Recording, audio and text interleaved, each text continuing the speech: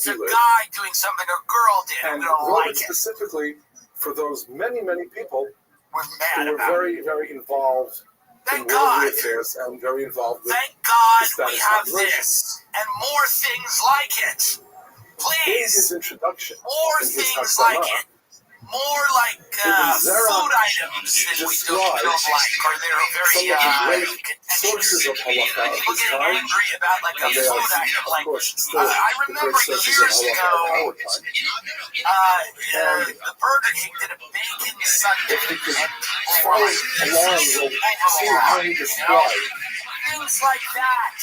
the rib, Cultural discussing how conversations he and removed moments. from the Remember Shema the bacon sundae the at work of Burger King? some Rabbeinu People were like, God damn for it. either halachos, Every now and then, a It's fast food outside restaurant puts out he something composed so a grotesque. halachic work The KFC Double Down, there's a history of with the these. summarization. There are a history of moments where fast food companies Lashon, push Nezikim, and Moed, three of it the over the main line. orders of And it traffic makes us all of think the about Mishnayos. The Mishnayos are the what's going 6 on in our lives and what we've divisions. 3 allowed of to them happen. were fully commentated upon and I'm not saying discussed. Russiagate's not worthy of by the looking into. I'm just saying, Doma, for the the regular Gemara is person able. out there, And it is it's similar easier to to see the what you problem might in a call bacon sundae small than it is Gemara, Russiagate. They don't a understand. reduced They don't know who or John an Brennan is or extraction Clapper of or Hayden. the Gemara Yes, maybe they could all so start that reading it is books, and brought they don't down know about the Dulles to a brothers, point but they where know that all of the bacon on a discussion Sunday isn't and good. all of the give and take Unless it's like a very weird that thing at a ultimately fancy leads restaurant, to everyone a takes one particular bite of it and conclusion goes, is ooh. not But you included. shouldn't get it through And a what the Ritz does drive-through. is There's been a long history of these the things, the double introductory down, remarks, the basic the idea Burger King Vegan Sunday. being we are Egregious. talking about this issue and that issue, the So I would opinions like if about a the fast issue food are, restaurant and then were to do a conclusion. something So that egregious we understand that the so that we could place start from fighting whence the about halakha that. is derived is Arguing this about page that, of the Talmud. something really But like, exactly how the conclusion it's is the arrived fall's at coming up, so maybe something, maybe is like not necessarily as important as the conclusion itself. And maybe therefore, it's a the burger. masa umata, the give and Bun take, is like is all on of a that cider which goes into donut, the why and the or something wherefore, like an apple cider donut, he removed or it's a whole pumpkin and then got down sundae, the where the pertinent, whole entire pumpkin practical is filled with conclusion. ice cream But along the and way, candy for he does Halloween. explain why he Something that believes is the conclusion so should be as heinous it is. that In many most instances, people it is say, a wait, unique stop conclusion. it now. In many instances, Stop it now, it you're is trying an to kill us. interpretive conclusion, You know, meaning that he It interprets was good that the a Minnesota passage of the Vikings hired Gemara a in a Bill. particular way. We will They see should later go, how they should do all he has fat a cheerleaders. particularly important You interpretation know, of certain halachos, and we're going to it look was at on one Tucker. particularly. And it's different from the way Put her Rabbi as a interpreted cheerleader. it, Get the perhaps, photo of that lovely. that line of the Gemara, and he explains how Put he her as a interprets it cheerleader. and Get what people talking. consequences there Is are what I'm halachic. trying to say here. And By the what way, these Ibn frauds Zerach over in says France are is mentioning me in the Candace Owens that lawsuit. the great Tosfos, What did I do? the Amar Allah of Rabbeinu What, Yitzchak is it my fault your wife has a dong? Who cares? What does Patrick Bet-David, what did he say against me? No one would be able to write this kind of work. No one could write the Sefer Halachos, as he called it. Taking the Gemara, studying it, extrapolating from it the essence of what we would need to know, doing so with so much erudition, coming to the correct conclusion, and then guiding our lives based on the Gemara, but not in this coldly halachic way, well, do this, don't do this, do this, don't do that. It's got a little bit of the Gemara flavor to it. It shows you exactly where he is coming from and why, yet it's very practical and does set forth the halachic guidance that we need to live Jewish life. So it's very much Talmud-like, but yet it's somehow more definitive and more concise, far more concise. Now, another reason that I'm using this Hakdama is because he mentions here something that, importantly, Dr. Abramson referenced. Notice here he says, Miyamos Rabbeinu Hai, from the time of the Gaon Rav Hai, Lo Kam Kamohu, we have not had a halachic decisor and a rabbinic thinker and leader of such importance. And his work has been disseminated far and wide. He goes on then to say that he lived 90 years, passed away in the year Tough Pay Gimel, 4,883. Vehement Talmidim Harbe. By the way, I believe that is that might be a mistake. I believe it was tough Samach Gimel. Correct. That should be Samach Gimel. Vehement Talmidim Harbe. The Gedele Talmidim Harav Rabbeinu Yosef ben Menashe. He means Migash. Yosef ben Meir. So what he is mentioning here is essentially what Dr. Abramson said, that he was the greatest man since Rav Haigal, and then had all of these students, such as the Rimigash. Now, let's understand, Rimigash was the master teacher of the father of Maimonides. So the importance of the Rif now is that he is that bridge, if you will, from the time of the Geonim, and from the accomplishments and achievements in the style of the Geonim, on the one hand, to the period of the Rishonim, to the likes of the Rimigash, and therefore the likes of the Rambam. And the difference between the Geonim and their style and that of the Rishonim is that whereas the Geonim would do far less in the way of commenting and explaining the rationale of a piece of Gemara, they would have shuvas. They would answer questions about what practically people should do and why. But to comment on the Gemara and explain the reason behind the lines, behind the questions and answers of the Gemara, that was something that was rarely done. It was done So by what, some of the Brigitte Geonim, Macron? but not Maybe one allegedly tractate as a after another, ding-a-ling. not one Masechta after So the other. what? I And mentioned here in the you have lawsuit someone sitting down on and April saying, let's 26th, study Owens appeared on the chess Tim and Dillon let's show. understand it And line then by they do line, my whole and let's he's a explain it line comedian, by line. podcaster, actor. And then in that, They have a better vein, bio for me others in the Candace follow. Owens lawsuit But not than my only was agent it that does, by the way. comment The on bio in the Talmud Candace Owens line by lawsuit line, is Masechta actually by better Masechta, than but he anything would also CIA has done gather for the me. halachic ramifications. Tim Dillon started by the show by Masechta. telling Owens he was It asked wasn't about the series while random checking into a hotel questions and and said it has answers blown of up. various Owen topics replied, as in the Shuvas oh, Gedolim. everywhere. I It mean, wasn't it's the as most in the case of international the thing halachas gedolos. I've ever done. So the Macrons are suing Candace, and her appearance it's a halachic on word, my and the show pattern and is in the organization lawsuit. is based upon the Talmud. I mean, So what it's he just does, a in moment of essence, pride. If is you've been a return fan of this the show Talmud for a to a while, position and to a lot of you place have, I meet people all the of time that have been, importance, listening since where 2016 as or the beginning. A lot of foundation people for do, Jewish but life, it can be known and appreciated to and think studied. about this, to be named in a The lawsuit Gaonim were is answering a questions mark and of discussing Jewish pride. life. He is The returning president us of and bringing us back France's to wife the place where it all begins, is and that's suing at the Talmud. Candace Owens, who said she So was a that's how he man. bridges the era of the And Gaonim I'm and mentioned in that introduces us lawsuit. and And sets the that's stage for actually, the very because you start this important business, you don't period know of where it's going to go. Rishonim. I didn't know where it was going to go when I started it.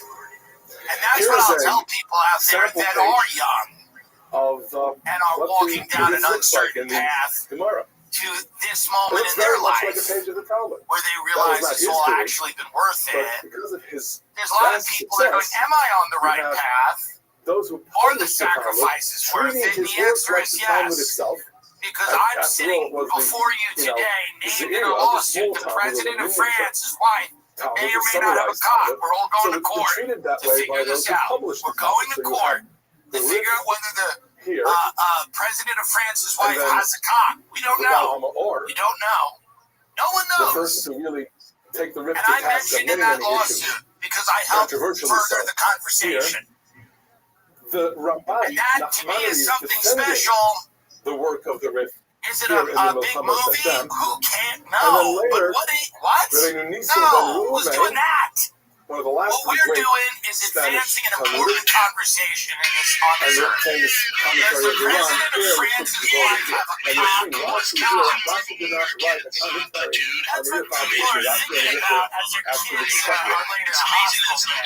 They're not thinking However, about how much the those bill's who cost. published You know what the this Ritz is? said, well, You have a this is cock. great, but when you open up your Gemara and you want to look at the Ritz, at the same time, you're able to see what Rashi has to say about the same issues. So they Ultra and some of similar the Rashi programs. at the page, By the way, and publish them here, right next to the Really itself. is.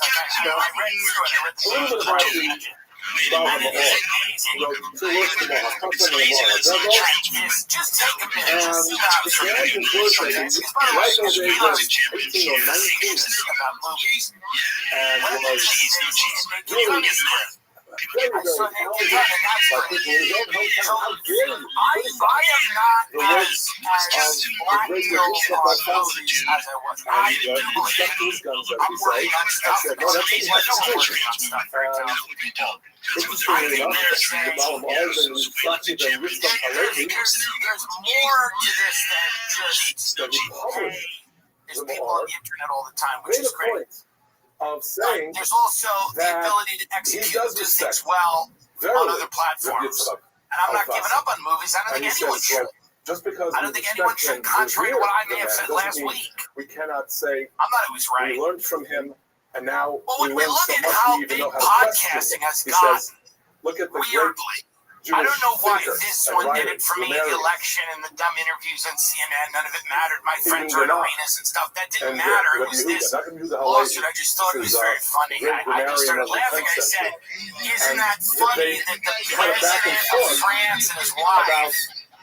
are very mentioning big my issues. The show student said to his master, in a why court isn't he doing case this? about whether his And wife therefore, it's fine and correct for me, with great and reverence to that to respect, me to is question making it. you and to question That's the what wisdom it that you're is. imparted to me, and to use my That's what it wisdom feels like, to and it feels hone and good. sharpen our I'm wisdom. in this thing. Since he's a little kid. I'm And in this here, thing, and Rabbi we're riding Yizrakia, till the the wheels Rishon come Halevi off of here. Levino, who I'm wrote the in deep Mar now Haggadah in Malchus, this says thing the of Torah whether or Halevi not Yosef, this man's wife has a with cock. such They words brought of me reverence into and it. respect, and even more so. Kol sheyesh They lahosef brought ani me into hatzahir, it. whatever You I start could a add podcast and say al because you Rabbeinu think you're going to have a Harav travelogue HaGadol on HaMivach Comedy Yitzchak Rabbi Central. Yaakov That's what I thought. Baal I was going to HaHalachos get paid HaMechuna Ibn to Al-Fasi. travel around the I'd world say and as eat much things and make as jokes that about and even them on more in television. respect and Because that's what every reverence of his comedian work. wanted. Between the years of 2010, I'll give you a little comedy history that no one cares about. Between the era of 2010 and talk at length about his 2015, greatness. Everyone can see it. most Everybody can look at his work and comedians appreciate were pursuing a how travelogue. well he put together Everybody this had been living in masterful hellish work called the apartments in Sefer Brooklyn Halachos, or in He is in Kishemish, Los Angeles, and everybody, their like the dream sun at high was to noon. travel The around the concept country. of Because David Tell had one called Insomniac. And Bourdain Chibur was a also comedian, obviously had the most famous one called Parts Dolorosa. Unknown. and And the we were like, far what spreading about wings a of his funny righteousness travel are food spread leisure and show? will continue down through the What about generations. that? Val Kol Hadoros Haboyim And everybody went Kilo Nasa and to their agent manager and said, hey man, I really want to just travel. And I want to do a travelogue. Because I like There's not food, been a work as and I like important places. and as really as No one had a beautiful rationale and as for correct why they want. They as were like, his I like since the going time places. of the conclusion of the Talmud. I like traveling. And we're all trying to get travelogues, so I started a podcast as a hey, my travelogue was on a tour bus. We have to Because I was a sanctify tour it, bus and guy we at have the time, to making purify $15 it an and hour widen for it, a meaning big bus. let's take it Getting a lot of and complaints. see if there's any And way to make it even then better. I was like, but this is So going to be a that, travelogue. yes, he wrote Where the a way bus of, is going to go to this is a way of different saying that places. I'm I'm going to be on something top that's of gonna it, even be doing improvement on my what analysis. what the book has to say. And then, of course, as and we said, it's going to be the great. Sefer, And I'm going to make like $100,000. and many others That was my dream. I was would like, I'll rise make to the defense of the $100,000. Rif. And Now, that's again very important because what I you am are mentioned beginning in to a see then lawsuit. The is president of this, France mentioned me in a cross-pollination of lawsuit ideas about whether his wife that really had was not a happened, cock. that had not come to such a degree of You prominence see until the time what of the can Rif. happen out there Meaning that the if you Rif just provokes focus and so trust much the process. Talmudic thinking and so much Really, Talmudic trust the examination process and because I thought elucidation. I would be doing really And that artistic was stuff. As we saw But as you we have looked to at that trust page it. of Rif, he The says, well, world this is will what the find Gemara a means. place And for then you. Many people doubt this. The world is going to find it. You don't choose it. Everything stay all about choosing everything. It's this illusion of our society. Me, my friend, just got coffee. Honing in on exactly what we like You the know, other to say about you this tomorrow, what it means and what its consequences. And get Allah, to choose that. this all down But you don't get to choose necessarily how the world sees you or where you fit into the world. You might walk around going, I'm Kevin Costner. But guess what? You're not. so important. Number one, you're not. Number two, you just lost a lot of money on that dumb movie. Whatever it's called, Horizon. Okay? And number three, he'd love to be in this list. He'd love it. Kevin Costner would love to be in this lawsuit about whether the president of France's wife has a cock. Here you have again another Or a important pussy. Or something in between. Or nothing. Like a doll. We don't know. I got in this going, Yo, dog. I'll have a show. How you living, Pimp? Curb Your Enthusiasm. I go, how funny. What's good? Isn't that funny? Can you hear me? You gotta trust the process. You end up where you Yo. belong, and this is such an interesting. Yo. Barufalo. Yo, can you hear me? Yo, can you get some bitches in this fucking server? It's fucking sausage fest. Really? I have more girls in this server than I ever thought I would in real life. I mean, I'm shocked. Really? Yeah, I thought it was just basically the YMCA. Anyway, are you done? Hey, YMCA, are you done? Sinless. Go fuck yourself.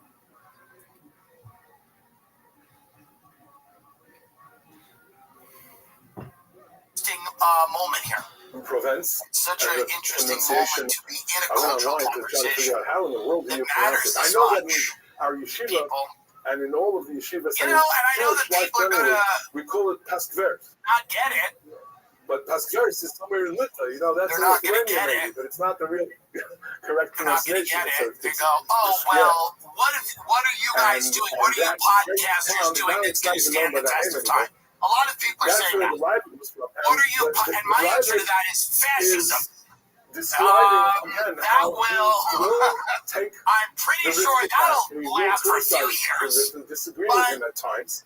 But I can't. But look at the way he I love ethos. I mean, I cannot stop with the ethos. I'm telling you right now, when you live somewhere close to you, you can't help but think about the future. Are so Would your family wondrous be and prepared difficult for me financially to if anything understand. were to happen to you? Who, Last thing you want your family to worry about is how they're going to pay the bills. Perhaps Your because life I can't insurance from see ethos, your straight. family's protected. He I've says, talked to so many of my friends about doing this, and they've Hema, all done it. And they're all secure in their sleeping soundly because they know their family is going to be taken care of. The traditional life insurance process is complicated, but ethos When makes one it looks easy. at a bright sun, There's an online platform that gets that making life eclipse a insurance couple of fast months and easy. ago, you can Protect your family's future in minutes, not months. The There's danger no of looking complicated at process. the It's sun 100% in its eclipses online. because the sun is No so medical exam powerful required. and You has can just certain answer a few dangerous health and questions. dangerous Get for a us to quote look in at. as But little as when 10 you have minutes. no eclipse, you You can get look same at day coverage without ever leaving your house. But Life then you insurance is can't more see it. affordable. You can't And you really think with understand ethos it. you get a But free the quote, saying is that the customize your rate. brightness of the rift It fits your can be budget. You compared can get up to to the $3 bright million in shining sun. coverage. Some policies as low as $2 a day billed monthly. Protect your family with life insurance from ethos. Get your free quote at ethos.com/GIM. That's ethos.com/GIM. that says I should have just looked away. I don't love this takeover of the this militarized police. I don't love it. I do understand we have a crime problem in the cities. There's a side of me that I'm says not blind. I probably should have just followed whatever Ezekiel Fashi says. I see people all the time, and I go, that's a problem. Not in a racial way. I'll But just see someone after who all, we have to study and sparks my concern. As someone who seems like they're on drugs or a shifty looking character.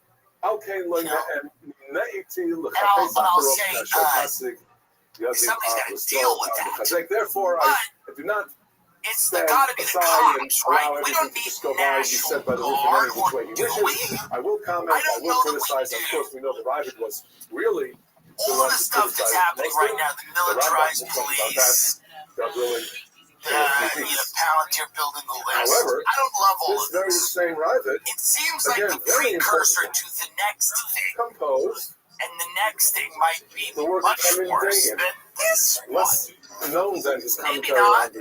on the Talmud. But These are what are they? Is this longer pieces of get up? explanation What is this? with Big halakha Balls got consequence. beat up. Elon Musk's Shuvas guy of the got writer. beat up. And in the And Talmud then now Dagan, we've got the he military in is DC because he using tried to help a carjacking victim. Yitzchak Well, that's your first Alfasi mistake. endlessly, I don't get constantly involved. relying upon how Yitzchak Alfasi examined the Gemara, how did Yitzchak Alfasi ultimately concludes, with what conclusions So based this guy, upon the Big Gemara, Balls, Edward so that with Corsican, all due respect he to the does something Hasaga heroic. survivor, I you think he have tries here to help a an carjacking example victim. of Here's almost why an I'll entire never help book anyone. of Ready? Shuvos A that friend of mine helps a woman base getting themselves hassled on the on the train. work of the A rich. guy takes out a knife or a box cutter, I forget. It doesn't matter. Let's He face it, slices my friend's what face. is the Gemara in the My second friend Bracha follow as an then example, so is we in can court understand with what this it means guy. to take The this chick he Gemara was and helping then, goes and I don't want to testifies say on boil it behalf down to of its the essence, because guy that's an who was oversimplification. roughing her But up. to take it and extract from it the most pertinent That was all I parts needed to of hear. it, and then A 19-year-old man known as Big Balls played a key role in the Doge in this initiative to shrink the concise form government was known assaulted as over the weekend the in Rift. Washington. Here's the Gemara. It was assaulted by 10 juveniles near DuPont Circle around 3 a.m. on Sunday, according to a police report. Two 15-year-olds were arrested as they attempted to flee the scene. A black iPhone 16 valued at $1,000 was also reported stolen. President Donald Trump posted a photo on his social media. You know, you have one of those mornings, Now, and you wake up somewhere, you're chilling on, and not a you're kid, in, he's a I dude. don't know, Embassy I Yacht's, or think he you're maybe tried already in to class, or you're like, help a Grandma, carjacking how did I get victim, here? and then Now you don't know. Did you say Shema? Did he you not was say Shema? Well, what do you assaulted do? by Do all you go these back and children. repeat it, or do you not? Well, that's what happened. Rabbi Corsican Yehuda says told in the the officers the middle of assailants approached him outside his vehicle Ain't no code while for- he was with a woman, identified However, and reported his someone significant other, and made a comment about if taking you're not sure whether you said the Oh. blessing that follows the Shema, that you have He to told repeat officers that he when got in the other doubt. person into the And the vehicle. Gemara then goes on to explain my time law. Why? So Because he's at 3 Kriyas a.m. is Drabanan. He's The Gemara hanging out supposes that's the outside of his car with a woman. And Emes V'Yatzev, which is a description of Yitzias Mitzrayim, well, there's Supposedly Elon Musk tweeted a gang of about a dozen young men tried to assault a woman in her car at night in D.C. I don't know The if that's Gemara then true. goes on, however, to Big discuss Balls this guy saying at length. he was standing by his car, and he was saying a bunch of kids went up to him and they're like, "We're gonna steal your this car." idea, well, is Kriyas Whatever. Shema, Point is is, it I not? don't know if he's heroic anymore though. I'm not saying that's. I mean, whatever. He fought back against these children. Here, Good for him. the Gemara then I hate goes to quote another opinion other like than that violent of children Rabbi Yehuda, and says, running around the Rabbi cities. Elazar Amar I'm Safek Koreh so Kriyas against Shema, that. Safek Lo I Koreh. crusaded for years, well, not years, but months against those You have that to white repeat the gang shot, in not sure Arizona, whether the you Gilbert say it Goon. or not.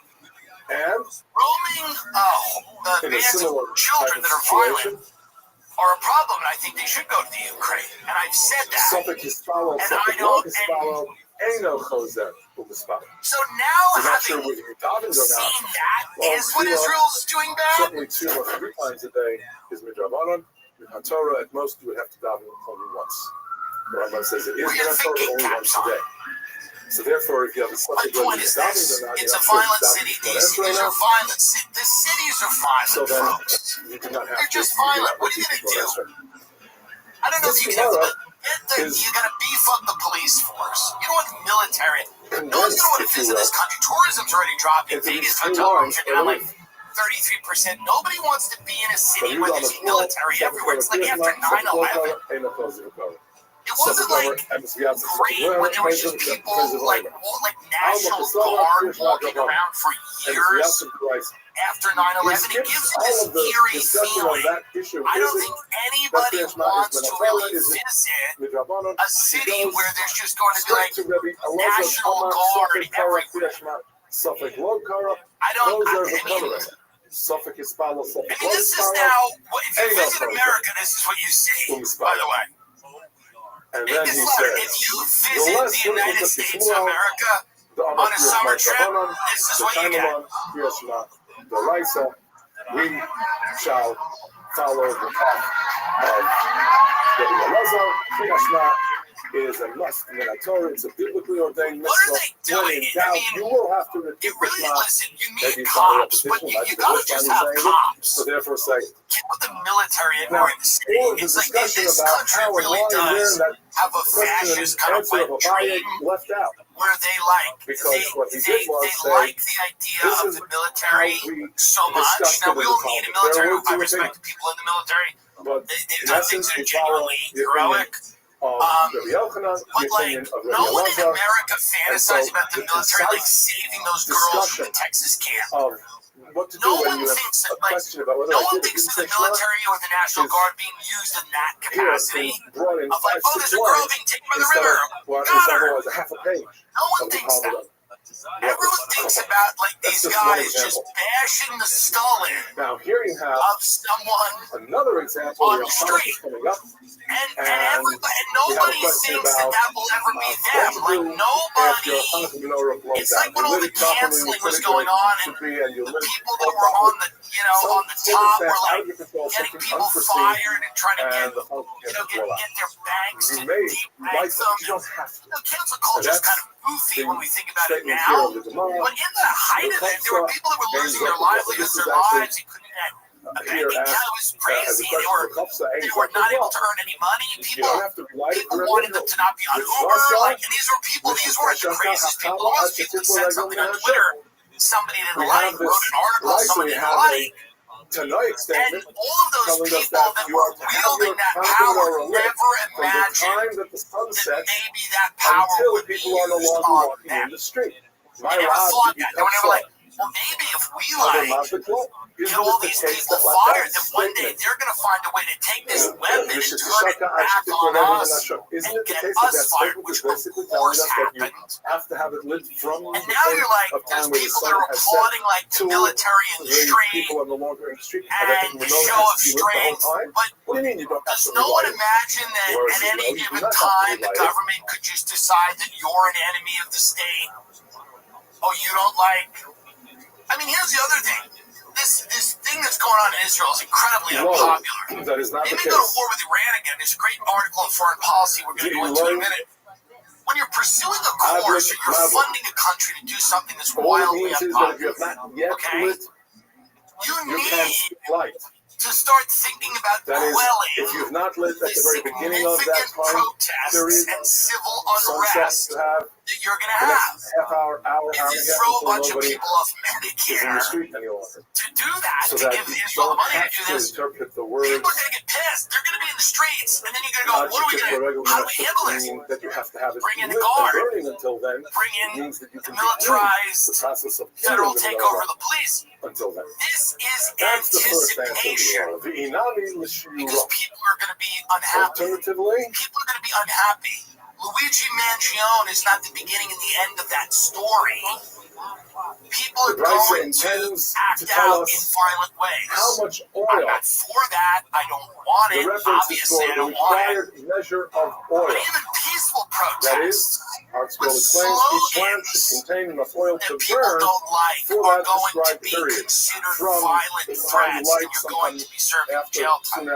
Sunset. What's going on in the UK right now, and I don't think people know about it, it's so fucking nuts. That's how Rashi is. People are going to jail in the UK for a tweet. Particular second It's not a tweet anymore, it's whatever it's called.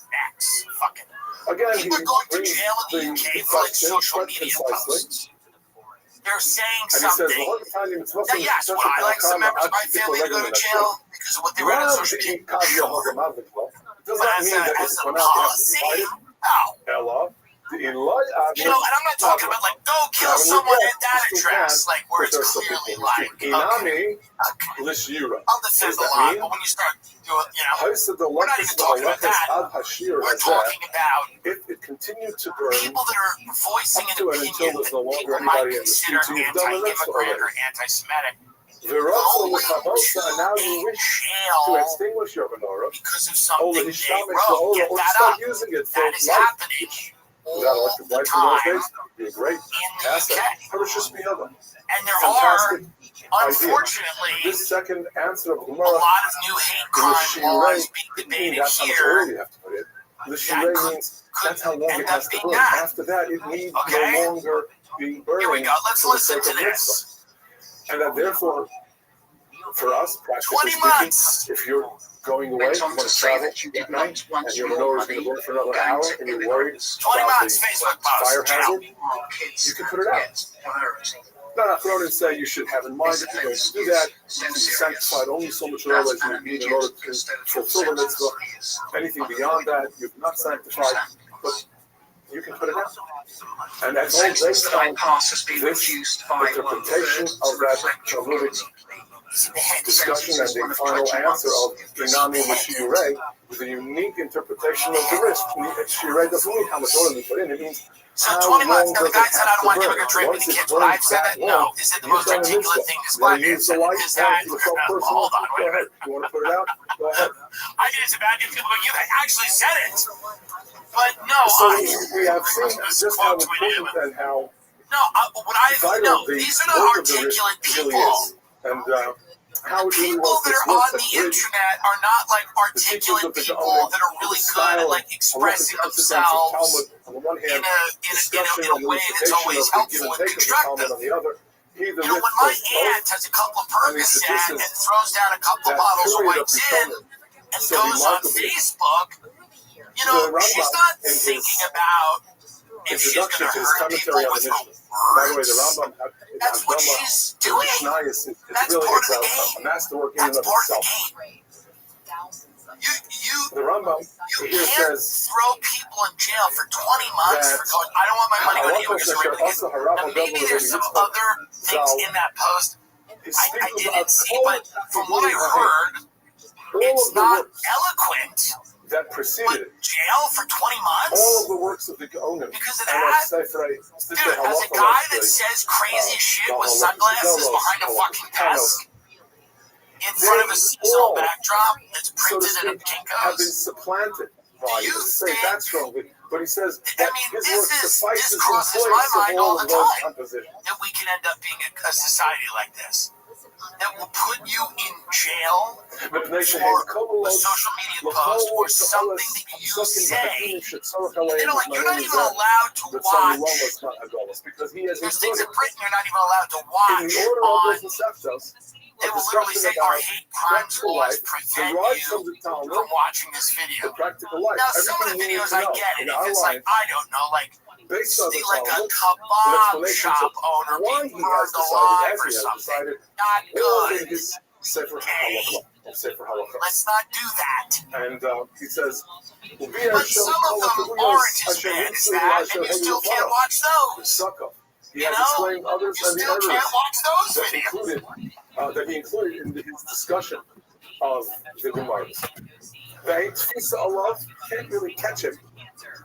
You know, that expression in Yiddish, you catch somebody in a mistake. So that's the way we say it. As a matter of fact, in English, we say, caught them doing something. We caught them in a mistake. We say in Yiddish, we caught them in an error, right? So the Rambam uses the same idea, but in Hebrew. You can't grab hold of him and say, oh, caught him in a mistake.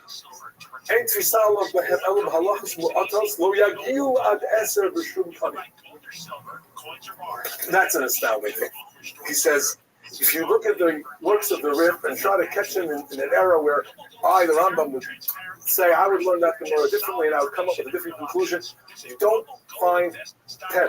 You can't count, not even on two hands.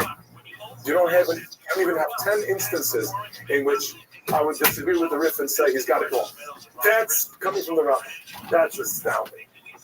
And that's how important the Rif was.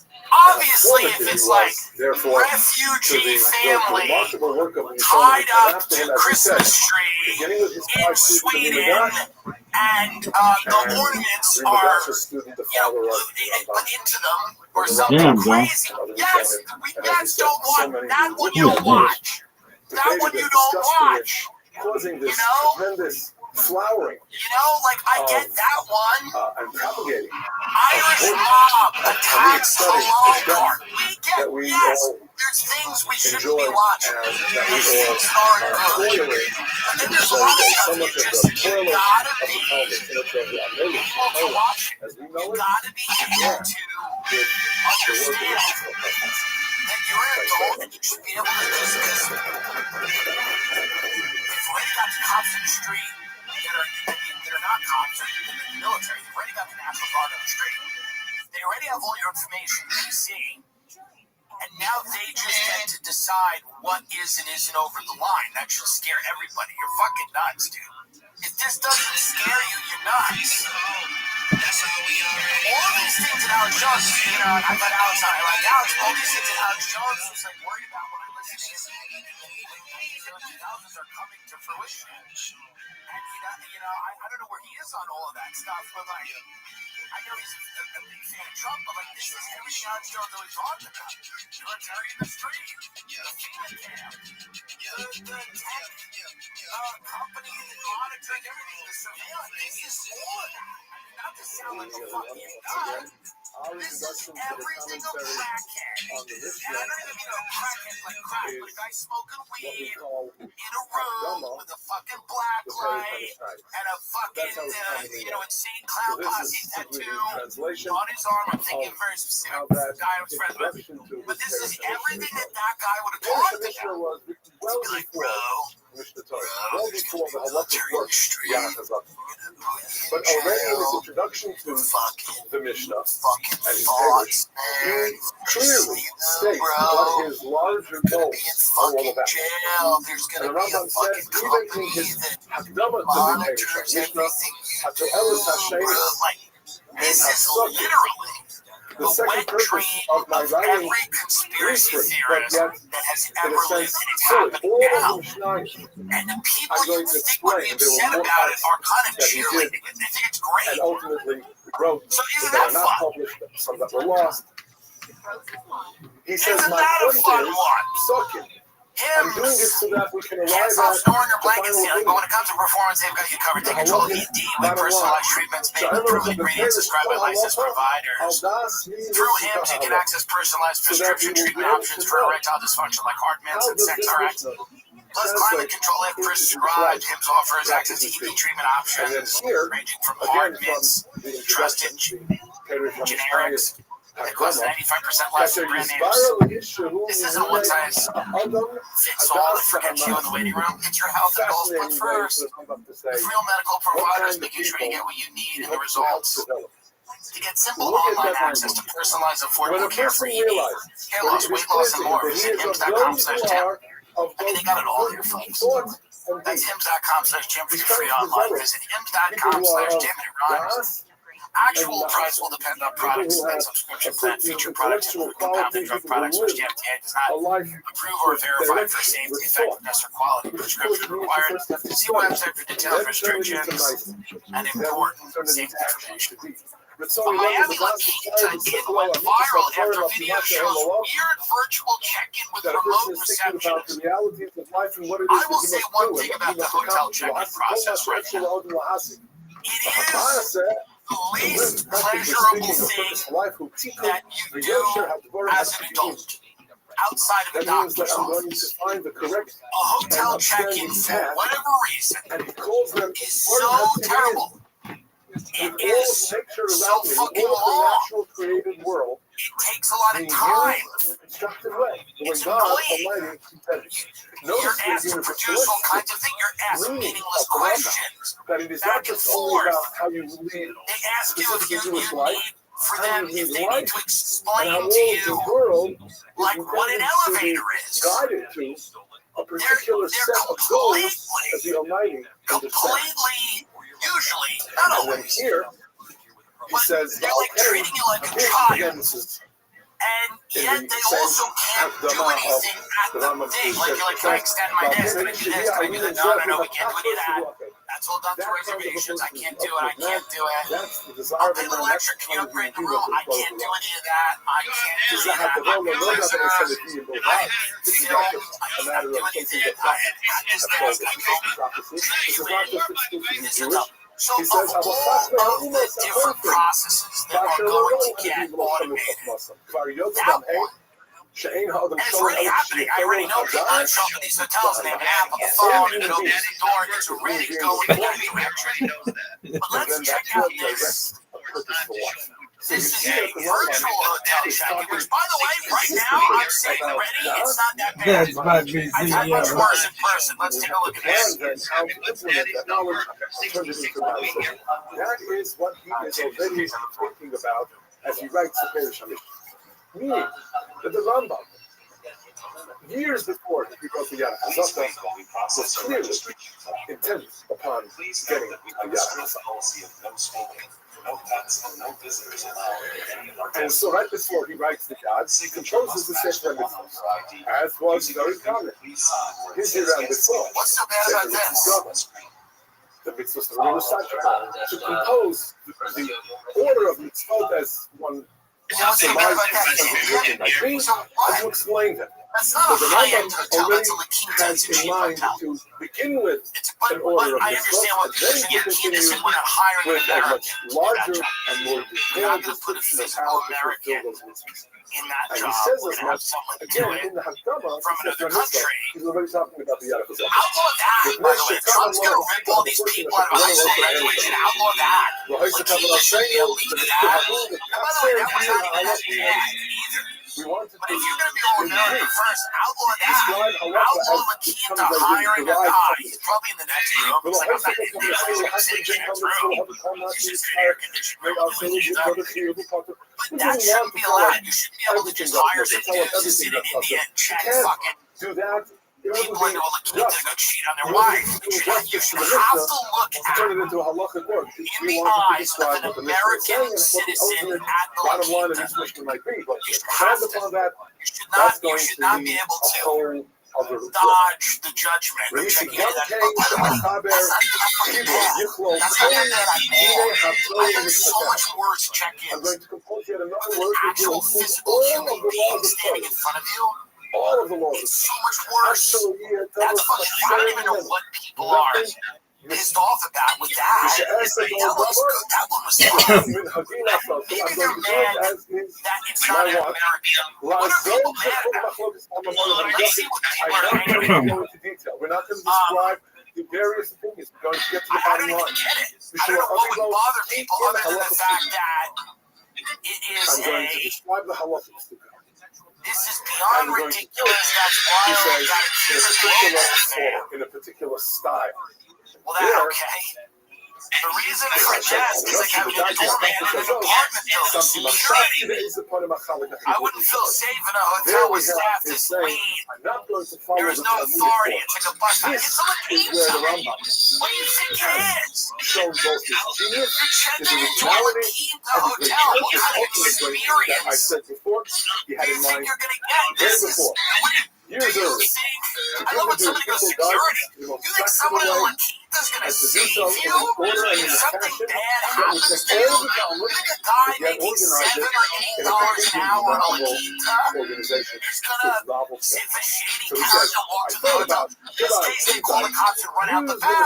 You're going to come fucking save you, idiot. You think life's a movie? Everybody's a goddamn hero? He says instead, I'm against this. Does that job to go to a dirtbag who lives in our country? There are dirtbags in our country, and they need to work. This is another problem that no politician wants to talk about because nobody likes calling people dirtbags, but there's a lot of dirtbags in our country that need to do something. And I'm not saying everyone works in La Quinta to do dirtbag, but if you were a dirtbag, this is like the worst job to have. Checking into La Quinta. It's not the worst job. A lot of people that are not too bright, they're not really that hardworking, they've had terrible childhoods, they're on drugs, they've had unfortunate circumstances, and shouldn't they be working in La Quinta? Shouldn't women with neck tattoos be working in a La Quinta?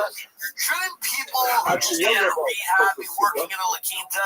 Like, that's what La Quintas are for. That's what that whole subterranean level of the American economy is for.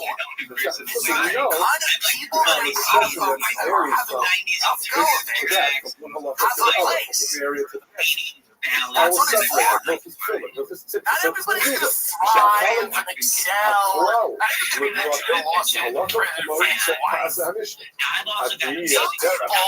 are gonna have like I, for example, was a failure up until I was, I don't know, maybe 30, maybe not failure in the sense of whatever, it wasn't like meth or something, but I was a drug addict. I was broke. I had a house foreclosed on. I had all this stuff happen to me. After that, the And it tour, worked with the alternate, but I had a lot of bad stuff going on, and I was in that world with a lot of those people, and they need jobs, they need things to do.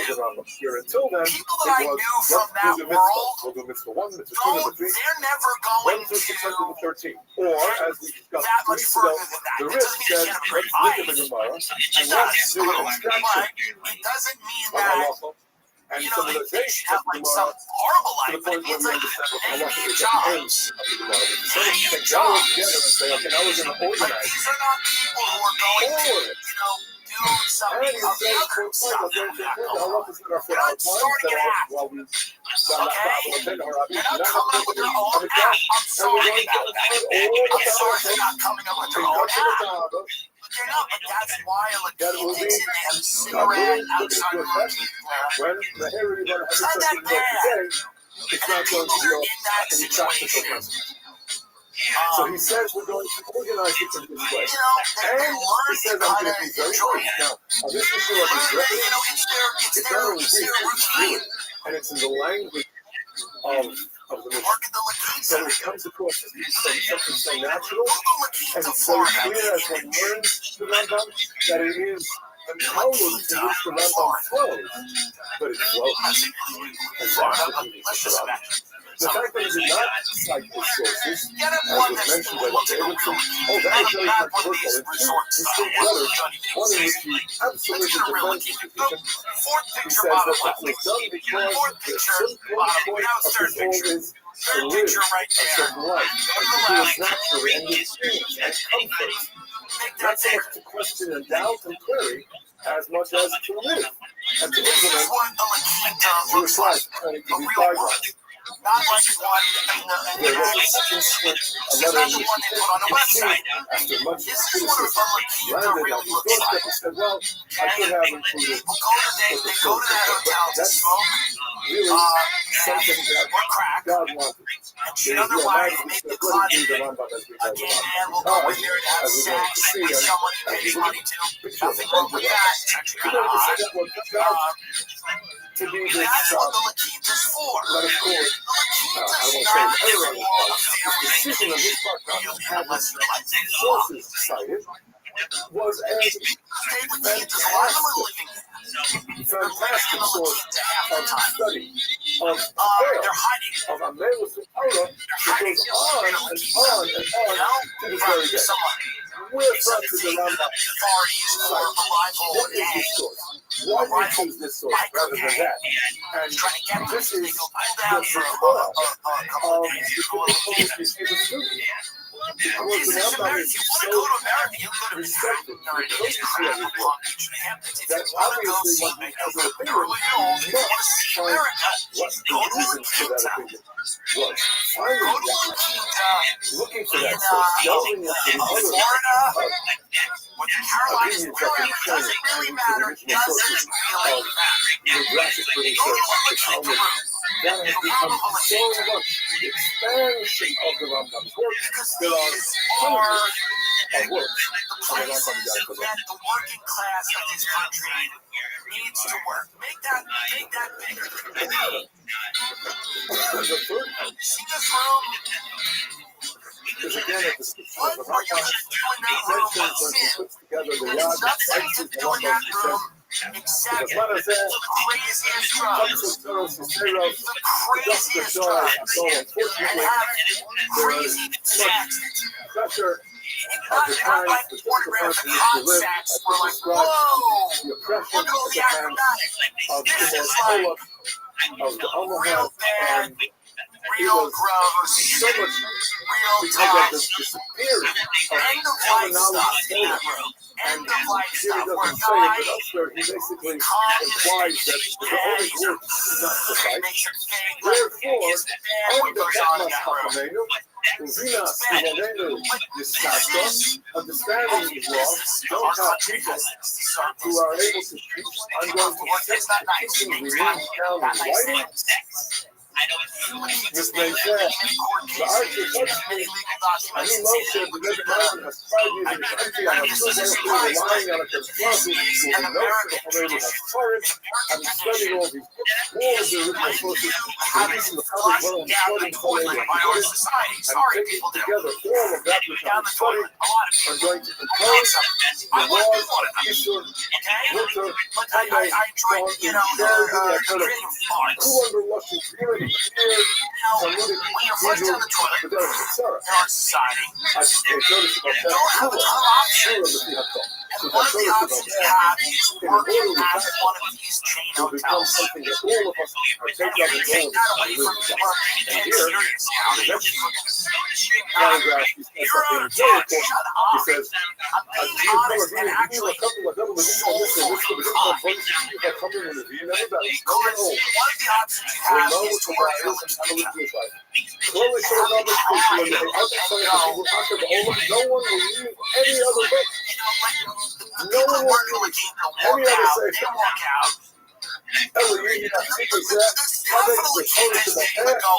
was molested as a kid, but I'm not molested. He says, the cycle stops with me. That you will be able to say the needs of pledge. And some of them needs of pledge when you work there. It says actually behind the thing, it says, I was molested as a child, but I don't molest children. The cycle stops with me. And then on the side of the hotel, they have frozen food you can eat up with Torah. And I think it's always too hard. It's always been a free one. You have to know like people know what I'm trying to say is that most of the money, that's what we're doing. Even if I meet people in this world, the fact that they're on your legs is something. No? And he was understandably telling us, I would like this composition of a level that we will be with God. Imagine somebody saying that I'm going to take all of the Torah, sit aside to that man, lay it out before you in the organized fashion that you will be able to live by. Anybody else who said something like that, they would say that's such fit for Rambam knew who he was. See, a great person without point can say, and this is what I'm going to do, and this is what these times need. And that was the kind of person that Rambam was. So Moshe Rabbeinu was the one who had the Yad HaZakah, that great stone hand with which he led the Jewish people and divided up the Torah. Moshe ben Maimon says of himself, I have that Yad HaZakah as well. The fact that's the greatness of America is not like, oh, we're so tough to get the military in the streets. The greatness of America is that the children that we have drugged and molested a description of death can the work 14 sections of the Sefer Torah subtitled Yad HaZakah. That's what it is. Jesus said it. In the first, also for me. The essential religious our country foundation people that have had it really bad, cancer clusters, living by power lines, school shootings, molestation, beatings, satanic cults, drugs, gangs, violence, all of that. Those people that have grown up in those, they used to play soccer in fields littered with glass. Those children, where every scene of their life is like an episode of that Stephen King miniseries, The Stand. It's always black crows flying over their head and that old woman, Mother Abigail, on the porch going, rats in the corn. That's all these kids see is an old woman going, rats in the corn. About matters of what we build from in our country, and it's actually amazing that a lot of some of those people go on to do crimes, yes. Some of them do, but a lot of them don't. I've met a lot of them, and they're like very happy people. They're much happier than the spoiled cunts I know. And that'll tell you something. They're really happy, some of those people. If you ever met someone, I know people. Anywhere in Shas, I mean, they were passed around. I mean, it was a great fun. It is not nice when you hear about it. one space. I know people whose parents do drugs. I know people whose I know someone whose father killed the mother in front of page him. of the Rambam looks like. And that I This don't is the really very know that first person. page But of a I very know traditional copy someone of else. Rambam. And there are of late. What I'm really of saying late, is a just lot the of those past people have 30, 40 rebuilt years. this New dark editions of underbelly Rambam into this just country. copied. And we can't forget A about great those scholar, people. Like an those scholar, are the has people taken some of the Rambam's that are manuscripts, being replaced some of by the that Yemenite guy manuscripts. on the iPad. The Rambam took his own manuscripts. Bring him up, make him big again. He incorporated them all. This is the more and most traditional. He's look at text, that but it's lobby. not Go really trace as that correct lobby as some of the later editions. Then there was Yeah, the see Frankel that? It edition. looks like a hospital. Fantastic number of editions of Rambam. That This is is the very where traditional you can work and you feel Shard pride. You Rock, go, if you I will, have a open job.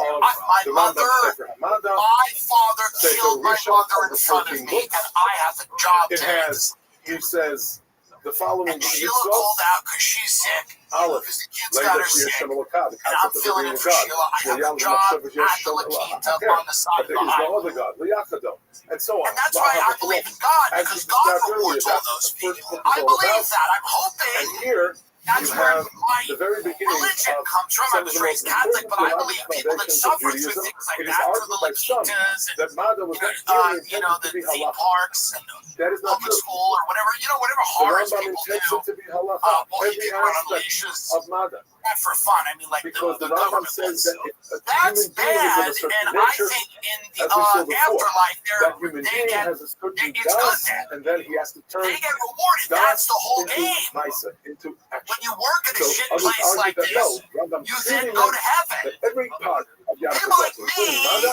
and is a my halachic friends that live in nice areas are going to have to like really exist make an independent of argument as to why they should get into heaven. philosophy, purpose in life. I believe that. Or I believe. it's I'll be like, all well, I one. did So have the it Cajun begins chicken at La Bill with a lot. the ideas of And there were theological other basis of people that were Judaism. hungry. Now, just looking at a page of Rambam here, you have the Kesef Mishnah, which of course was not the first. We're going to have to The first explain the commentary concept on of an Rambam appetizer was to the God. rival.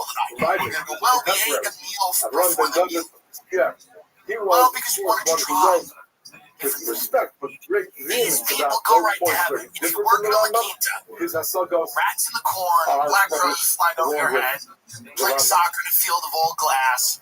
You're living in Florida. Here we have another Live page. a hellish We'll life. talk about Your what's true brother in a moment, but kills let's someone. understand He's in jail. You're that visiting your brother in the jail. Kesef And Mishnah you drag yourself predominates into the middle class of throughout this the country. Yad. Kesef Mishnah was written by Yosef Karo. You drag yourself into Yosef the Karo, no working doubt, poor. took inspiration from the Rambam Drag yourself into the working and said, poor. now that the Torah, After all the Dr. horrors, Benosha, has all the reorganized horrors, halacha Epstein, like the Epstein thing. into the These Shulchan Aruch, girls that be treated horribly, I'm going to terribly, take like what evil I've learned from people, Rambam and those and women, incorporate it I believe, go right into to heaven because Shulchan they've Aruch. been through hell on earth. based on the structure I of the should really Torah, do more but with kind a of great spiritual talking. It's emphasis actually kind of placed on inspiring. what the Rambam's decisions were. Kesef Mishnah Myself wrote included, but also extensively on the people. Rambam, There's only two people in this room. They're in actually defense of the Rambam, explaining the Rambam, and that turned on later if you order from what he's become saying, if it shouldn't just be the basis of his halachos, where he says the Rambam passed in a I certain believe way, they go right to heaven the because meaning they've of been the through hell on Beit earth, Yosef whereas will the be people that have had it in kind of that good, direction. As far as maybe having there's a a little bit of whole purgatory, segment and that's okay. Like maybe of there's a little bit of like, you know what, that you was guys don't a get to monumental go because, it caused the idea you know what of I mean? repentance to be taken seriously. So I have to 1919. be a bunch of people with teardrop about tattoos on how their to face turn working to the God. He And admits purgatory very is going to be onset that it's one mitzvah. Purgatory is going to be like a lot of like. He describes it as mitzvah asay achas.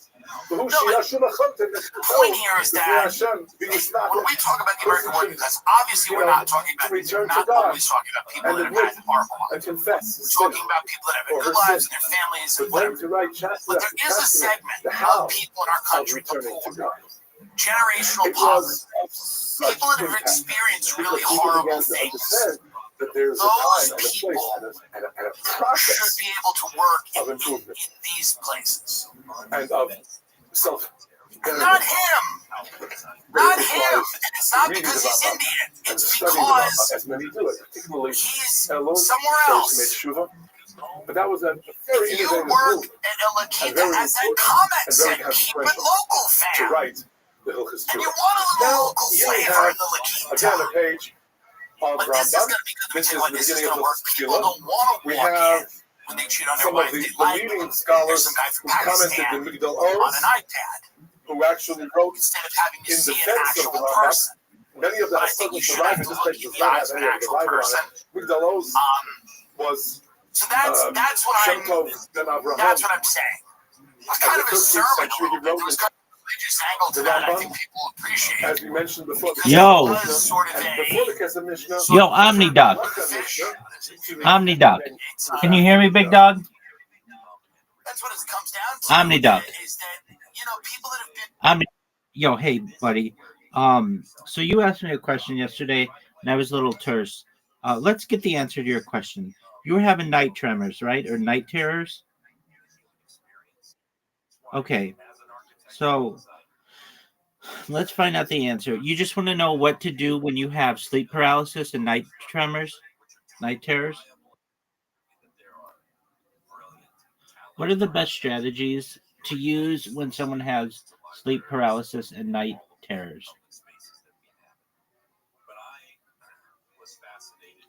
All right, here we go. Sleep paralysis. Sleep paralysis happens when your brain wakes up during REM sleep. That's rapid eye movement, but the body is still paralyzed, a normal REM feature. People often feel trapped, unable to move or speak, sometimes with frightening hallucinations. Does that happen to you? All right, so the strategies are to stay calm and ground yourself. Remind yourself this is temporary, it will pass. Focus on controlled breathing, slow inhales and exhales. Try wiggling small muscles first, fingers, toes, tongue, instead of fighting to move your whole body. Prevention. Sleep schedule consistency. Going to bed and waking up at the same time. Avoid sleeping on your back, since it can trigger paralysis for some. Reduce stimulants, caffeine, nicotine, alcohol before bed. Do you ever have caffeine, nicotine, or alcohol before bed? Okay, good. Prioritize sleep hygiene. Dark, cool, quiet room. Psychological reframing. Some people find that viewing the experience as my brain is half awake reduces fear. If hallucinations are common, gently remind yourself they're dream images, not real. Night terrors. Night terrors, parasomnias, are more common in children, but adults can experience them too.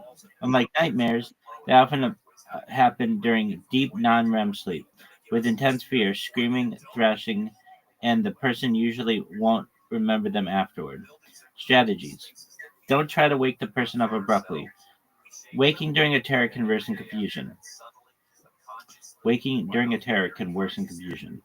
Instead, ensure safety. Remove sharp objects, prevent falls. Speak calmly and reassuringly without physical restraint. Address underlying triggers. Sleep deprivation, stress, and certain medications can worsen terrors.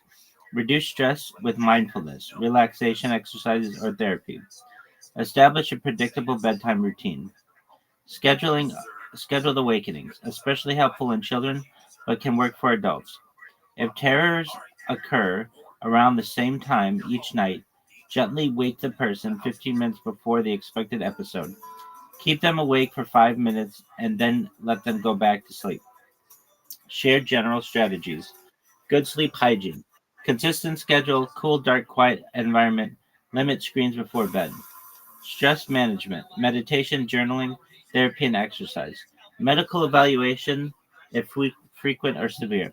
Sleep study or neurologist referral, since sleep paralysis and night terrors can be linked to disorders like narcolepsy, PTSD, or sleep apnea. Quick emergency advice. If someone is thrashing or screaming during a night terror, focus on safety and calm reassurances rather than waking. If someone is experiencing sleep paralysis, remind them it's harmless and help them focus on slow breathing until they come out of it. Have you ever had a sleep study? And how did it go?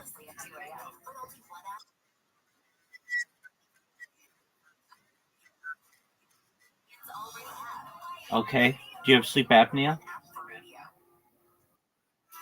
Do you have a CPAP machine? Do you use it?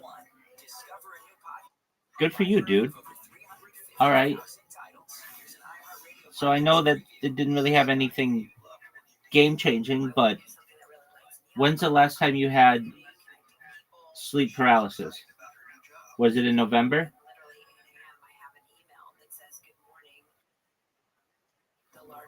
Okay. And what did you do during it?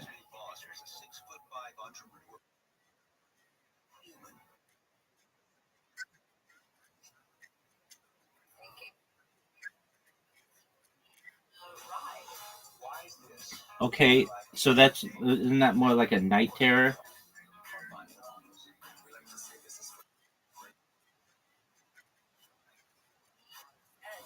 Okay. I don't know if this works, but do you have a nightlight? Why don't you try a nightlight?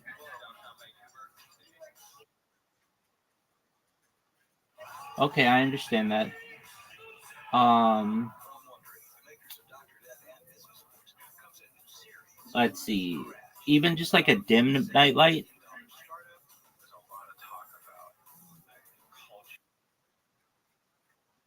Okay, I understand. You sleep with the TV on? Okay, well then that's probably, like they said, you shouldn't sleep with screens on if you're having these kinds of issues. Now, I understand you want to listen to TV or whatever. Do you have a sleep mask? Okay. Do you have a sleep mask? Do you use it?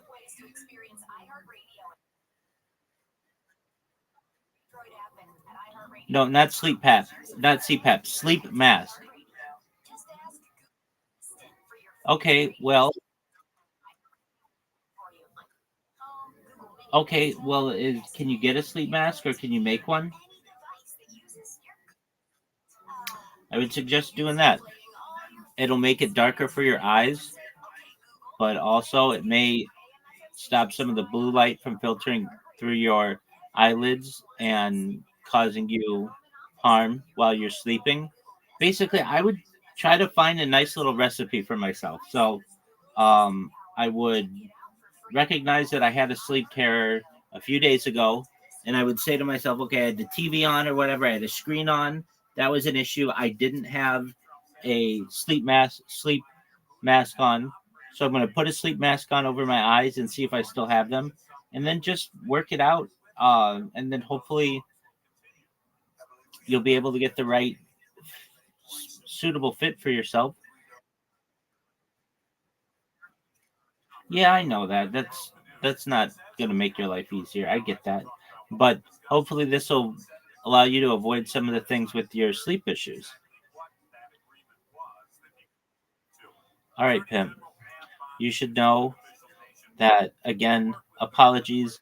I was a little terse with you yesterday, just because, frankly, because the UFC was on and I wanted to watch it, and I didn't want to answer questions. But you should know that I'm here for you, and if you need help with anything else, we'll come up with a solution. Okay? Excellent. What are your plans today?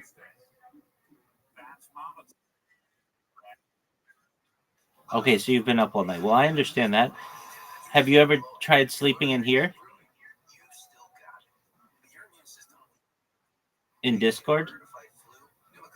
In Discord? Okay, well, I'm gonna sleep. You want to sleep? You want to sleep in here and see if you get better rest?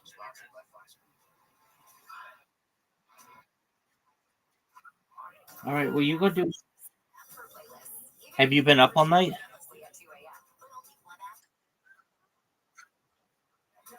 I know how it is, big dog.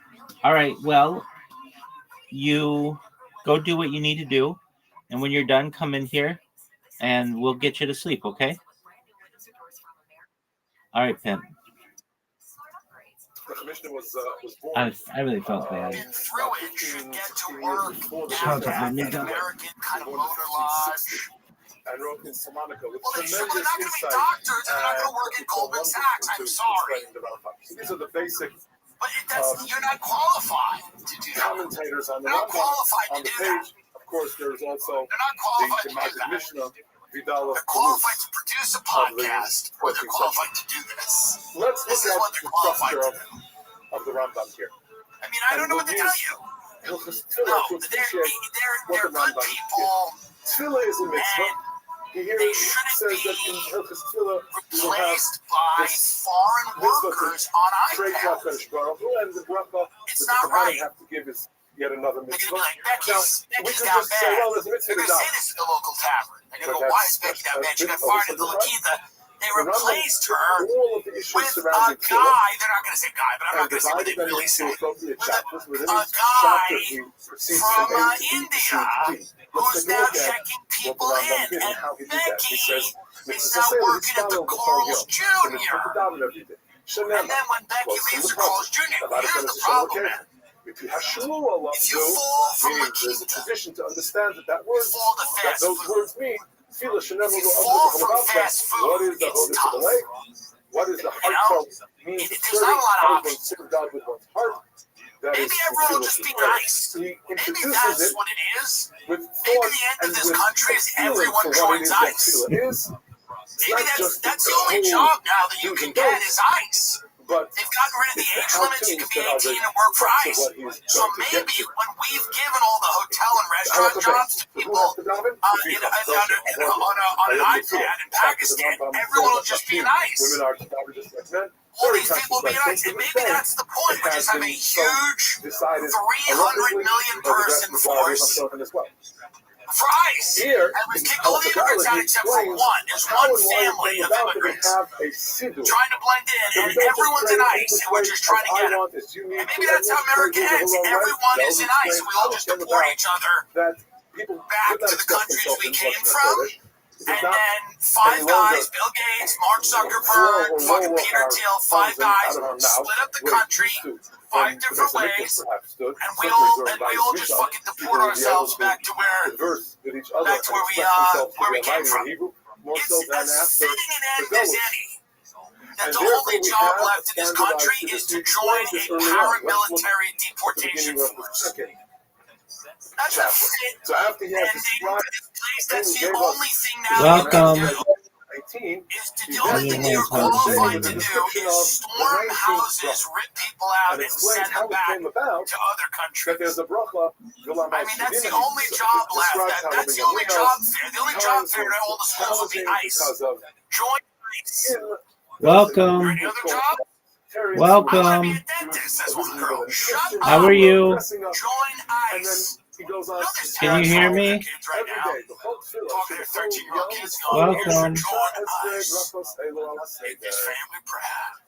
And he then will say Family that there proud. are times when I remember when Elian Gonzalez, his kid was deported to Cuba. There was a guy in the military, and the guy that's with in a gun halakha. that pointed at So Elian there's Gonzalez, this a little line Cuban in kid, who was music sending it back to Cuba. to It was how like, these halakhas and everyone was horrified by that photo. Get out the Elian Gonzalez photo.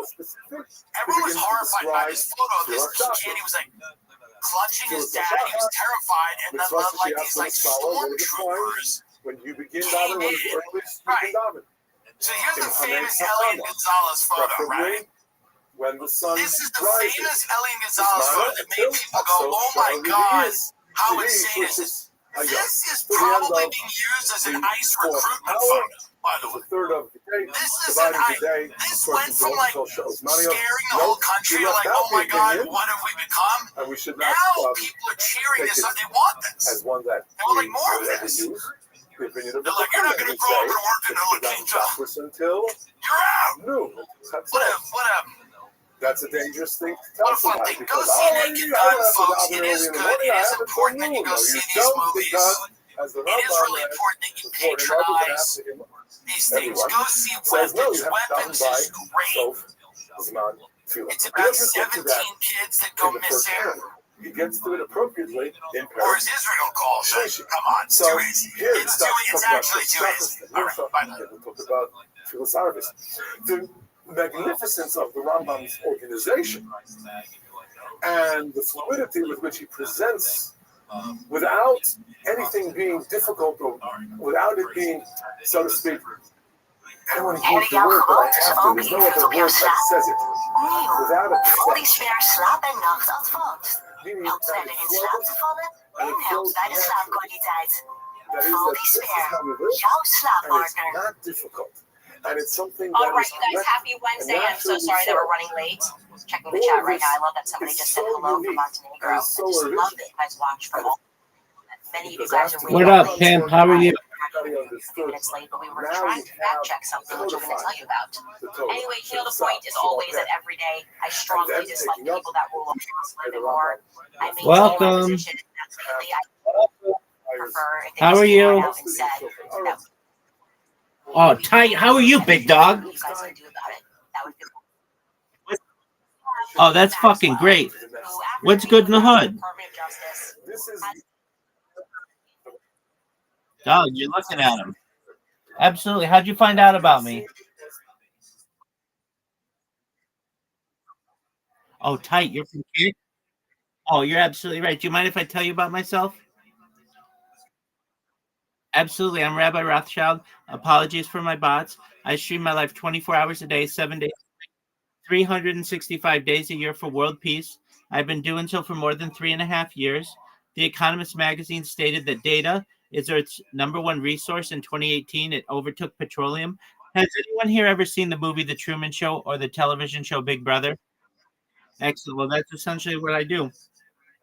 I have been doing this since the pandemic. We've seen the death of a queen, the birth of AI, the coronation of a king, and everything in between. As I said, data is its number one resource. And when I go viral, it may make me a very influential person. If that happens, I'm going to make sure everyone in here has enough money to become financially independent, if you're not already, to create generational wealth, if you don't already have it, and to start charities and philanthropic organizations of your own. How does that sound? Excellent.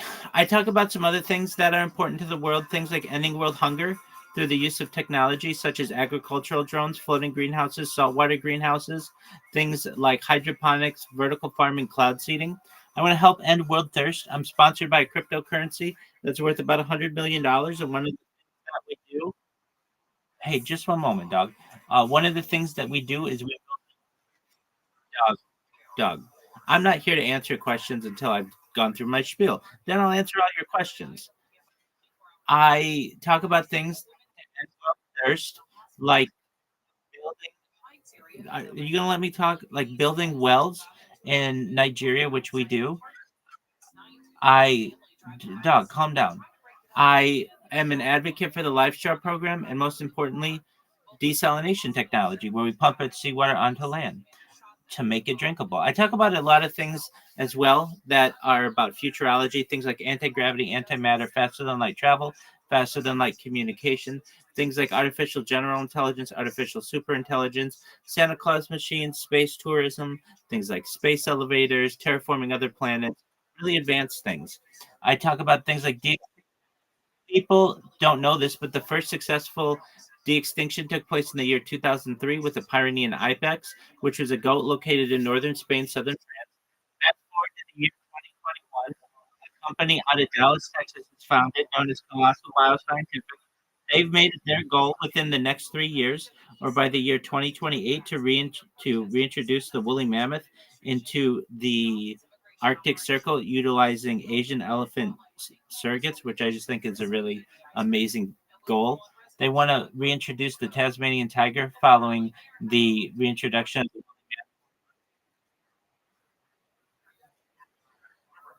Okay, I don't know what you're getting to.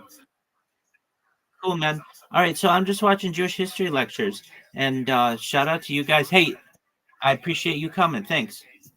was this work in mind that the Rambam began into a prison that's really not a prison. It's not really a prison. mitzvahs. And it's with this centrality in mind with which he wrote the Morah Nevuchim as well.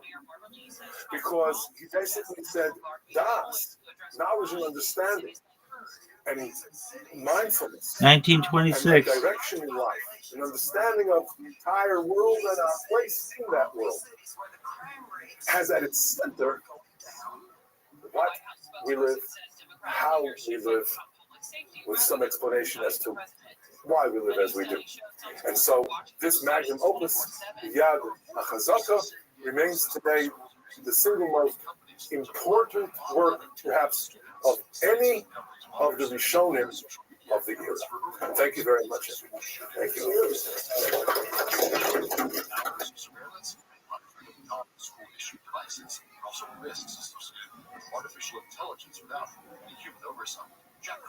Ga helemaal op in je favoriete muziek met deze AirPods. Bestel ze in de Coolblue app. Ladies and gentlemen, welcome to the Tim Dillon episode of the podcast. I'm going on. Only won re-election last year by 11 points. A new map would shift parts of Barrett's district into his. It's the latest showdown between Democrats and Republicans over redistricting for control of the U.S. House. Lawmakers are charged Monday with just 1 week to finalize an approval. Ladies and gentlemen, welcome to the Tim Dillon episode of the podcast. I'm going on not too many hours of sleep. I had a lot of fun with Tony Hinchcliffe and Joe DeRosa last night in Manhattan at the Stand Comedy Club and Restaurant. Free ad for those dirtbags whom I love, who own that club. And we had a great time. Best comedy club food in the world, by the way. If you haven't been to the Stand Comedy Club and Restaurant, owned by 2 criminals who are endeared to me, go, because it is excellent. The food is excellent. It is. And the comedy is happening. Food is excellent. The comedy is provably going on. It's there. It is happening, and some of it is quite good. Okay, ladies and gentlemen, why don't we come to order? We've got truly. And we had fun with DeRosa and Hitchcock just talking shit, having fun. Had a couple of cigarettes, which I no longer do, but the series throat. of lectures, a trilogy, or a And tomorrow we're in for Louis at Forest Hill Stadium. by focusing Louis tonight was on very nice to ask me to open for him. And I have been experimenting with trying on to his tour. He's on a reintroduce a crazy little bit of tour humor into my lecture, so I'll begin with a small joke, which is appropriate, I think, for this audience in And they particular. are touring, and he The joke has goes like this. It's a very famous one, Rabbi Tadabam. I'm sure you know this one, because this is really in your bailiwick. But the joke goes like this. So how about There's that? this So it's a lot 19th of century fun. Rabbi who goes from town to town Turning our and gives attention people to advice on their various kidding. problems Every and week, asking you know, with showers and things this, like that. every week, And when he's I mean, wandering it really with his is. wagon driver between Minsk and Pence, I mean, the the wagon situation is driver looks worsening. kind of I don't want to dejected. talk So the Rebbe about it says to every him, week, and Chaim, I what's feel bothering bad you? if I He don't says, talk Rebbe, about it. I But who feel really badly cares? because, I mean, I do a you show know, in front of an I'm inflatable sitting up here in the cactus. front of the wagon, and it's cold and it's rainy, and I But take you know care what of I the mean? Like, horses, and I'm what are we doing all doing this hard here? stuff. And when we get to the But town, also, you know, gotta nobody say something about offers it me because a it's cold not drink. good. Nobody But says I've been shalom saying aleichem. things They about all it rent for a from you, while. and they give you And so it much doesn't cover, need and I to know be you learn so that. much Torah, and it's fitting. But We you know, don't I need feel to play bad. that I game of actually feel like fools leftovers, first. you know. So the Rebbe says, you know, But I have been I saying see things where about you're it for a coming while. from. So Many how about people this? in the Before we get entertainment into the industry, next the industry town, that I am in, let's change are now saying clothes, things about and it I'll like sit up front today. and drive the wagon, And I'm not you be saying the Rebbe, I and was we'll come into I town, was kind of and like you'll get I some of wasn't that. And he says, right that after would be great, October Rebbe. I 7th really was like appreciate it. So take a they minute, do that. They switch clothes. obviously Chaim is now respond. sitting in the back of the wagon. You and know, he's, I wasn't one of those stretched out people on the either. It wasn't like on October he's 8th relaxing. His straddle going just crazy pumped over the front in of his the head like quad that. of Columbian And they come into campus town, with like a and of burqa course, on, all the town people screaming come and yelling. crowding around the wagon. I and wasn't they say, doing but they any don't of have that. the usual expressions of welcome. They say, "Oh, Rabbi, I we're so am a glad you're here. rational We are adult very, very troubled. who just We have kind of this like, huge you know, you problem, wake up, and we don't know what to do. you We're have an completely oatmeal, paralyzed. This is a problem that you has know, stymied the whatever. greatest minds we have, and we don't know And what to then you do. kind of Please, go Rabbi, you about have your to help us." day. So he says, "Sure, no But problem." So there's a lot of, you the know, townspeople lay out the problem for him, and it truly is a brain teaser. on the social media the guy now. thinks to himself and goes, "You know what? This is Sorry, actually very there simple, is. Tyler. Even my wagon And driver I could answer don't this like one." that. So the So reason I for the say joke and no. the segue to Cut lecture it is, of out. course, because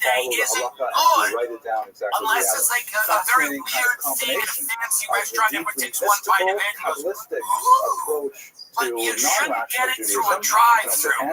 There's been a long history of these things that double down. Burger King Bacon's an egregious. So let us place him in I would his like Iberian if a origins fast to food begin with. restaurant And as I mentioned, were to the do times in something which he grew egregious to maturity were so exceptional that we could moments in start Jewish history. fighting One of the about most that, difficult arguing about periods that we that, had something endured since really the like destruction of the temple in in the first century. It's the fall's coming I've up, been so doing maybe actually a lot of something reading maybe on like this topic lately because in Brooklyn my lecture series has been looking at Sephardic Jews, and I was struck today as I was sort of thinking about what I would speak tonight that there's a reflection in Raoul Hilberg's work. Raoul Hilberg is the founding father of modern Holocaust historiography. He wrote a massive book called The Destruction of European Jews back in the 1960s, 3 volumes that chronicled the mechanics of the Nazi bureaucracy. He was especially known and sometimes criticized for really delving deep into the Nazi archives and working heavily with German language sources to understand exactly what was the bureaucracy of murder. And in the introduction to his work, he says that it was basically just like the Spanish Inquisition and expulsion. And I always felt when I read that chapter, I always felt like, come on, it's not stretching it. We're talking about 500 years difference. By the way, these very frogs different over in kind of France are environment, mentioning me totally in different Candace Owens' motivations. And I always was, I was relieved when I got past that chapter. Is it my fault your wife has a dog? Depressing on their Who own, but for cares? different reasons. But the more I read about the Spanish Inquisition and the expulsion, I actually see the wisdom of Raoul Hilberg's association of those two So what, events. Brigitte Macron? The Inquisition, allegedly as a the dingaling. persecution of the Jews in the So 15th what? century was so I intense mentioned in the and so lawsuit inexorable on April 26th, so Owens appeared on the unavoidable Tim Dillon show. that And then you they feel do the my same whole kind of pendulum comedian, of doom podcaster, actor. swinging that you would see They have a in better the bio for me in the 1930s Candace in Owens Germany. lawsuit Also, than very my agent similar does, by the way. element, which The we bio in the can Candace sense even Owens ourselves lawsuit these days is actually is the better than anything post-Holocaust CIA generation has done for me. for at least a century. Was Tim Dillon started deeply the show by affected, telling Owens he was asked about the series while checking into a hotel and said it has blown up. Owens by replied, that moment, just as we, everywhere. I mean, it's the most as international thing survivors in one form or I've another of the ever done. Holocaust, and I So don't the mean to Macrons diminish are those suing the Candace, the and actual her survivors, but appearance I mean those of us on who are my Shari show is in the after lawsuit. the Holocaust. We also regard the Holocaust as a It's just a moment of pride. If you've been a fan of this show for a while, and a lot of you have, I meet people all the time that have been listening since 2016 or the beginning. A lot of people are new, but the thing about this, to be named in a lawsuit is a mark of pride. So let's just look at some of the historical elements. The president of France's wife, the mechanics of the last few decades of the 15th century were shaped largely by this man, Thomas Torquemada of Segovia, who was the chief inquisitor to the monarchs Ferdinand and because you start Isabella this business, you of don't know Spain. where it's going to go. Like the Nazis, I Ferdinand and Isabella didn't know where it was were gonna slaves go when to I their started it. ideologies. And that's what I'll tell people out there that are including young Bibi Netanyahu's father, and are who walking down an pioneered this field, uncertain path still argue to over whether this it was, moment this in was their more life religious where they realize imposition it's on all the Jews, or actually whether been it was worth a it. political imposition on the Jews. There's a lot of But there's people no that are going, question am I on that the right all path? historians agree that Or they the were trapped in sacrifice this is worth way of it? And the thinking, and answer they is could not yes. budge from it. What was Because the I'm statement? sitting before you At the end today, of the 14th named in a century, in lawsuit, the 1391, president of there France's was a wife wave of may or may forced not have a cock. conversions We're all of going to Spanish court Jews to figure to this out. Christianity. We're This was going to court technically in to figure out violation whether of the canon law. The church president had of France's wife has a repeatedly cock. banned We don't know. forced conversions We don't of Jews. But No one once a knows. Jew was converted to Christianity, And I mentioned in that there was no lawsuit way because back. I helped The church did further not the have conversation. a legal mechanism to recognize And that to me is something someone who special. would become Christian. Is it a big movie? Who can't know? But what? Their will. No, who's This doing occurred that? once again at the What we're doing is advancing an important conversation in this uncertain. Does the president of France's wife have a cock or not? They were converted to Christianity. That's what people are thinking about as their kids are laying in a hospital bed. They're not thinking about how much the bills cost. They're going, does she have a cock and what's it like? As a more unitary political entity. I'm just saying it's a proud moment as an American. Dylan discussed MK Ultra and similar programs. By the way, this is in the lawsuit. They designated them, by the way, as truly amazing. Like I read through it. I read the pages where I was mentioned. As old and it is Christians. amazing. They were Christian, but they had a secondary class, even just though take they a had minute, been just zoom baptized. out for a minute. So they were Okay, because by the way, and even though I was and being eventually they were even facetious expelled about from movies, nations.